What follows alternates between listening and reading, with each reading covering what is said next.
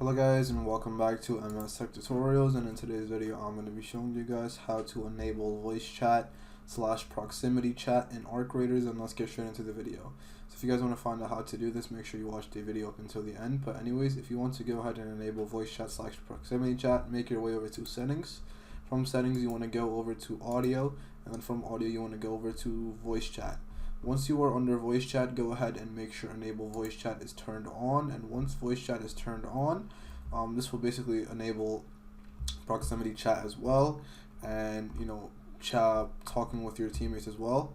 You can also go ahead and turn proximity chat push to talk or open microphone here, and you can also change the button as well.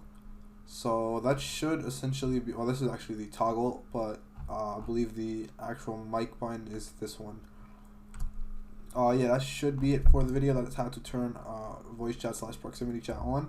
So I hope you guys enjoyed. Thank you guys for watching. Make sure to give the video a thumbs up, subscribe to the channel, and have a great day.